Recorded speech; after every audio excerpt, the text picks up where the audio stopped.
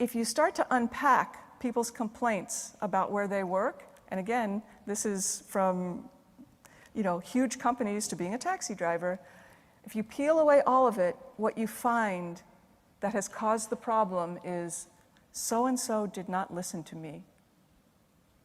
So-and-so did not apologize to me.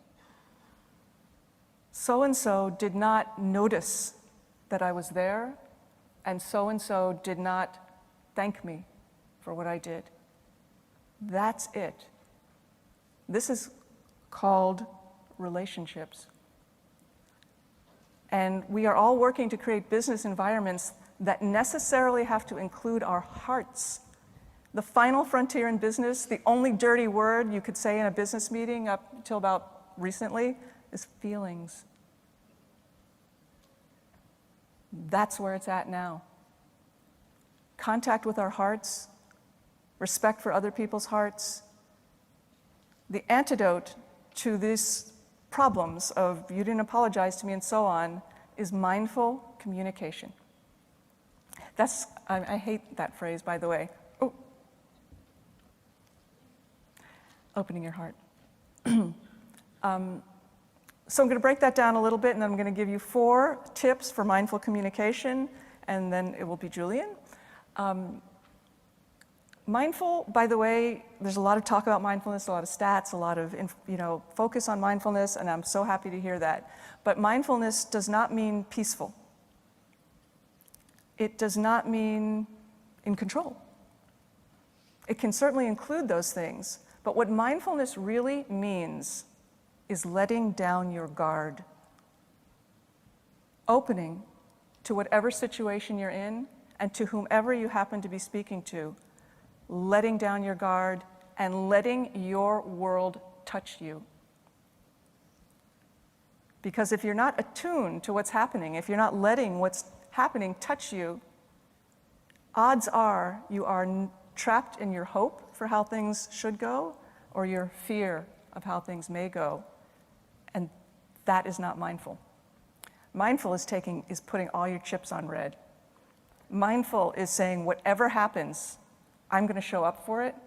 And if I feel if I am happy, I'm going to be completely happy, completely confused, and completely brilliant person that I am in every moment. So I just want to dispel any thought that mindfulness means peaceful. And then communication is so interesting because most communications are sequential monologues. I make my talk, you make your talk, and so on. But the space between us, a third thing enters every communication, that is us. That's why it feels one way to tell your ideas to your mother and another way to tell your ideas to your boss, because the space changes. You are the same, the ideas are the same, the space changes. Attunement to that space is the source of skillfulness in conversation. Does that make sense? Are you with me? Yeah. Does this sound like mindful, what you came to hear about, basically? Okay. So here, as a Buddhist practitioner, these are ancient teachings, actually, thousands of years old, but they're completely modern at the same time. I'm going to offer you 4 tips for mindful communication. And they may sound obvious, they may not. The first tip is called timing. Timing means knowing when to speak and knowing when to shut up. This is a highly underrated skill. Allowing the space. Choose to have timing in what you want to say. You have to be super aware of the person or the room that you're with, the person you're talking to or the room that you're in. Timing. That's pretty obvious. The second one is called listening. And that may sound very cliche, but I used to have a boyfriend a long time ago named Mark Kreiser, who identified the Kreiser syndrome, which was when you use the time that I am talking to think of what you are going to say next. And that is what most of us are doing in conversation. Listening means dropping that completely and literally giving yourself to the person that you are talking to, giving them your full attention, not holding back. That's actually quite scary. Listening is very brave, okay?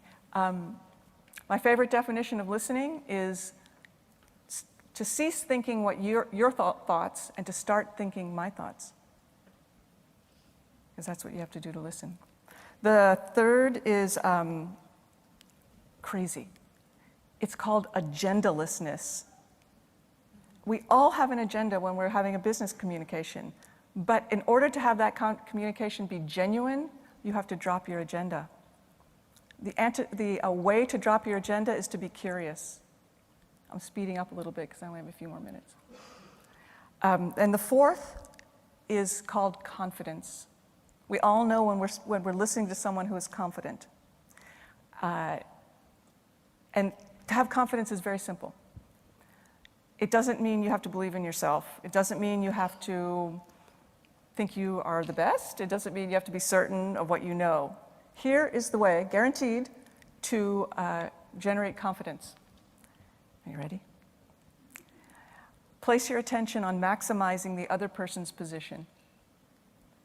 That is a position of power. Often when we're in business, we feel powerless, especially when we're trying to sell something or trying to get someone to buy something from us. We're asking for something, and that can feel powerless because we're waiting for the yes or the no. But when you seek to maximize the other person's position, to thinking about them, give them what they need, you suddenly take the seat of power in whatever communication you're in. So between these things, timing, listening, agendalessness, and confidence, you will rouse this quality, the single quality that will get people to listen to you. And in our world, getting heard is getting everything. And it is called genuineness. So in this sense, mindful listening has very little to do with what you say and has everything to do with who you are. So, the way to cultivate these skills, I would like to posit, is through the practice of meditation. And I'm not trying to sell you on meditation, but sort of I am. So if you would learn to meditate, that would be a very potent tool in your path to success. So I wish you all well in your businesses and in your lives. Thank you.